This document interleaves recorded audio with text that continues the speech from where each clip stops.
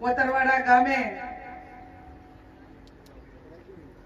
લોકસભાની ચૂંટણીના અનુસંધાને આપ સૌને માર્ગદર્શન આપવા માટે પધારેલા બનાસકાંઠા લોકસભાના ઇન્ચાર્જ અને કલોલના માજી ધારાસભ્ય મારા મોટા ભાઈ ભાઈશ્રી બળદેવજી ઠાકોર સાહેબ, થરાદના માજી ધારાસભ્ય મારા નાના ભાઈ ભાઈશ્રી ગુલાબજીભાઈ, જિલ્લા કોંગ્રેસ સમિતિના પ્રમુખ આદરણીય ભાઈશ્રી ભરતસિંહજી વાઘેલા, અમારા રાજકીય સલાહકાર અને હર હંમેશા કોઈ પણ કામ કરવાનું હોય ત્યારે હું એમને વડીલ માનું છું અને પગે લાગીને આશીર્વાદ માગીએ એવા કેપી ગઢવી સાહેબ, મારા ભાઈ શ્રી ઠાકરજીભાઈ રબારી, ભાઈ શ્રી આબાભાઈ, બીકે જોશી સાહેબ, ભાઈ શ્રી નરસિંહભાઈ, આદરણીય જબરસિંહજી વાઘેલા, ભાઈ શ્રી પ્રધાનભાઈ, ભાઈ શ્રી ઈશ્વરભાઈ, બાવાજી, તુલસીભાઈ, સમગ્ર કોતરવાડા ગામના આમંત્રણને માન આપી પધારેલા 18 આલમના મારા સર્વ વડીલો, યુવાન ભાઈઓ અને બહેનો, મારી અગાઉ તમામ આગેવાનોએ વાત કરી છે.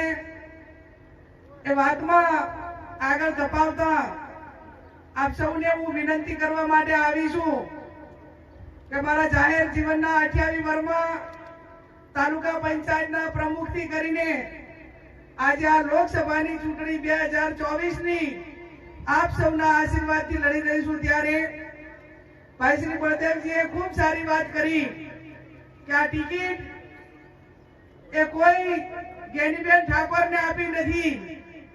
આ ટિકિટ બનાસકાંઠાની 18 આલમ અને ખાસ કરીને બનાસકાંઠા જિલ્લામાં ઠાકોર સમાજ મોટો હોવાથી આજ સુધી આ સમાજને કોઈ પક્ષે ટિકિટ નથી આપી અને કોંગ્રેસ પાર્ટી એની શરૂઆત કરી. 18 આલમ અને ઠાકોર સમાજના ભરોસે કોંગ્રેસ પાર્ટીએ પસંદગીનો કળશ ઢોળ્યો છે. આપ સૌ વડીલો અહીંયા મોટી સંખ્યામાં આવ્યા છો ત્યારે આ ચૂંટણીમાં બનાસકાંઠાના 21 લાખ મતદારો છે અને નડાબેડથી કરીને અંબાજી સુધીનો વિસ્તાર છે. સામે મશીનરી છે, પૈસા છે, પોલીસ છે, સમાજ સંગઠિત છે, સમાજ રાજકીય રીતે અગ્રેસિવ છે, એ બધું છે. પણ તમારા પાસે કોંગ્રેસ પાર્ટી પાસે સમગ્ર બનાસકાંઠામાં વોટ બેંક મોટી છે અને વોટ બેંક મોટી હોવાથી એ સરકારનો દુરુપયોગ કે સત્તાનો પોલીસનો દુરુપયોગ કરે. હું પોલીસને વહીવટી તંત્રને અનેક વખત કીધું છે અને આ ચૂંટણીની શરૂઆતમાં જાહેરનામું આજે પડ્યું છે ત્યારે કહું છું કે પોલીસનું કામ કાયદો અને વ્યવસ્થા જાળવવાનું ને તટસ્થ ચૂંટણી કરાવવાનું છે, નહીં કે કોઈને પોલીસ સ્ટેશનમાં બોલાવીને ધમકાવા કે ખોટા કેસો કરવા કે આવનાર સમયમાં જોઈ લેશું એવી ધમકી આપવાનું કામ એ પોલીસનું કે વહીવટી તંત્રનું નથી. અને એમને આપણા માધ્યમથી કહેવા માંગુ છું કે સરકારો કાયમ એક રહેવાની નથી, સરકારો બદલાવાની છે અને બદલાવાની છે ત્યારે પોતપોતે વિભાગ એ વિભાગનું કામ કરે એવી હું એમની પાસે લોકશાહી ઢબે અપેક્ષા રાખું છું. આપ સૌ અહીંયા આજે અમારા મહેમાન બન્યા છો. ભાઈ ગુલાબભાઈએ કીધું કે ગેનીબેન અમે તો 2 વખત તમારું મામેરું ભર્યું અને હવે આજે હું દિયોદર તાલુકા અને સમગ્ર દિયોદર તાલુકા પાસે જુવારું માંગવા આવી છું અને બાકીના જે તાલુકા છે એમની પાસે અધૂરું મામેરું પૂરું કરવા માટે આવી છું. હવે દિયોદર તાલુકા ને જુવારામાં જેટલું આટલા વર્ષમાં બાકીનું હોય એટલું આલોરું કાયદેસર ભાઈએ ભાગ આપવા પડે. એ અમારો વારસાઈ હક છે અને વારસાઈ હક છે ત્યારે હવે એ હકની અંદર કે પાછા નહીં રહો ને. ભાવની જનતાએ તો કુવાસી હોવા છતાં 20 વર્ષથી ત્યાં હાચવી છે. હવે બધાની જવાબદારી તમારી છે અને તમારી છે ત્યારે રાજકારણની જગ્યાએ મને આ બળદેવીએ જે કીધું એ શબ્દોથી મારી જવાબદારી ઘણી વધી જાય છે કે તમે બનાસકાંઠા જિલ્લો શિક્ષણ રીતે ને ભલે પછાત હોય, ઠાકોર સમાજ શિક્ષણમાં કે ધંધા રોજગારમાં ભલે પછાત હોય, અહીંના કોંગ્રેસ આગેવાનો એ ભલે સત્તાના ઉલા માટે કરીને પેલું હોય, મારા બીકે ગઢવી સાહેબ હોય, હરિસિંહ ચાવડા હોય કે અન્ય અમારા જે ધોરણધર આગેવાનો કહેવાય માધવસિંહ સોલંકી કરીને બધાય કે એક એવી દીકરીને 28 વર્ષમાં તૈયાર કરી છે કે એ દીકરીએ બનાસકાંઠા જિલ્લાનું ગૌરવ વધાર્યું છે અને ઠાકોર સમાજને કોલર ઊંચો કરીને એને એ સ્થિતિનું નિર્માણ કર્યું છે. મને ઘણી વખત બળદેવજી ના બધાય કે ખરેખર આ ગેનીબેને અમને ગૌરવ અપાયું છે કે આટલા 25 વર્ષમાં રાજકારણમાં હોવા છતાં એ ચાહે વાડા પાણી હેઠ નથી આવી અને કોઈ સમાજનો ઠપકો નથી આવ્યો.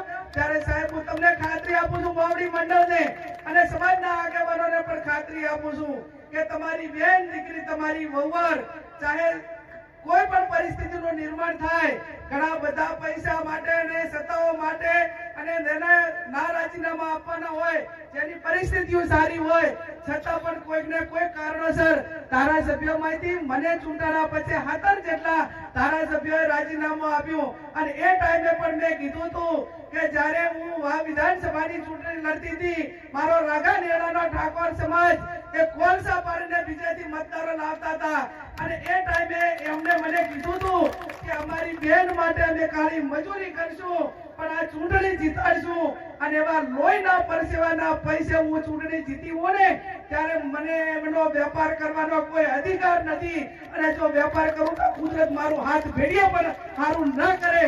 અને જ્યારે મારી જવાબદારી છે કે જે પાર્ટીમાં કે જે સમાજે કે જે મતદારોએ મોટી કરી હોય એમને મોટા કરવાની જવાબદારી મારી છે. ત્યારે ફરી આપ સૌને હું ખાતરી આપું છું કે સમગ્ર ઢાળે આલમ એ ઠાકોર સમાજને ખૂબ પ્રેમ લાગણીને સ્નેહ આપે છે. આજે ઠાકોર સમાજ હોય, કોંગ્રેસના આગેવાનો હોય, આ તમે ઢાળે આલમ હોય, તમામ સમાજના વડીલો હોય, એને તમે મને મોટી કરી છે અને મોટી કરી છે એટલા માટે મોટી કરી છે કે હું ધારાસભ્ય તરીકે ચૂંટાણી હોઉં, આ કેશવજી હોય, અમરતજી હોય, દિનેશભાઈ હોય, બળદેવજી હોય, બીજા આગેવાનો હોય, આ બધાને મોટા કરવા વાળો પણ ઠાકોર સમાજ છે અને એ સમાજ જ્યારે રાજકીય રીતે અગ્રેસિવ હોય ત્યારે બીજા સમાજોને હાચવવાની જવાબદારી પણ ક્યાંક ને ક્યાંક ઠાકોર સમાજની થાય છે. ત્યારે આપ સૌ કાયમી બીજા સમાજોનું રક્ષણ કર્યું છે, એમને ક્યાંય હેરાનગતિ નથી થઈ અને એ હેરાનગતિ કોઈ પ્રકારની ઠાકોર સમાજ તરફથી નથી થઈ.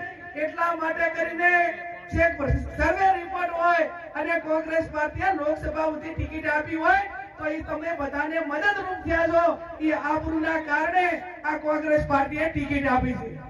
આપ સૌને ફરી બે હાથ જોડીને વિનંતી કરું છું કે હજી મીટિંગો અલગ અલગ થશે.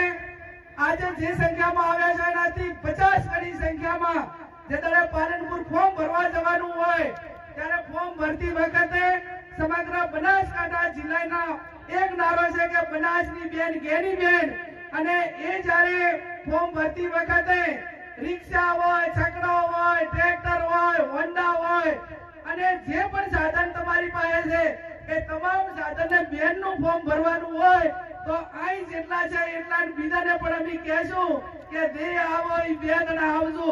હારો રૂડો પ્રસંગ હોય ને ત્યારે આપણે હજોડે જતા હોય છે એટલે મારે મહિલાઓની સંખ્યા પણ ફોર્મ લોકસભાનું મહિલા ભરતી હોય અને 20-50% મહિલાઓ બહેનો ના હોય તો બધા પ્રસંગ પણ ના શોભે. એટલે પ્રસંગને શોભવા માટે કરીને તમે બધાય જે ફોર્મ ભરવા આવવાના છે બધાય 2 જણા આવજો અને બાકીનું થોડું જે બનવું હોય એટલા પ્રમાણમાં બરોબર છે કે હમણાં બધા રાજકીય રીતે બેન કે ઘણી વખત મને સરપંચો આ બધા કીધું તમે સરપંચને કેમ નથી લાવતા, મહિલા સરપંચ હોય તો મને એમ કે ઈ વોટ લઈને જીત્યા હોય તો ઈ આવશે. એટલે બિચારા ધમકાવવાનું ખરું પાછું પણ છતાં પુરુષ પ્રધાન દેશ છે એટલે આપ સૌ અહીંયા મોટી સંખ્યામાં ઉપસ્થિત છો. ઘણો બધો ટાઈમ થઈ ગયો છે. કેપી સાહેબ અને બધા આગેવાનોએ સૂચન કર્યું એમ ચૂંટણી સમય દરમિયાન ઠાકોર સમાજ, કોંગ્રેસના સૌ આગેવાનો, વડીલો ખૂબ સંયમ રાખે. જેને જે બોલવું હોય બોલે, પણ આપણા મોઢાથી કોઈ ખરાબ વસ્તુ ના બોલાય. હમણાં તો એક ભાજપના આગેવાન ના શબ્દો બોલવા ના બોલ્યા. મને અનેક લોકોએ કીધું, અનેક લોકોએ કીધું, તો છતાં મેં એમને એમ કીધું કે ભાઈ એમના શબ્દો એમને મુબારક. એક ભારતીય જનતા પાર્ટીના આગેવાન એમ થઈને એમ કહે કે આ તો એક કોંગ્રેસની મંત્રા છે અને ગામડે ગામડે નીકળી પડી છે. આ શબ્દ જ્યારે ભાજપના જવાબદાર આગેવાનો બોલતા હોય ત્યારે આપણે એના અમે બીજો જવાબ કાંઈ નથી આપવાનો.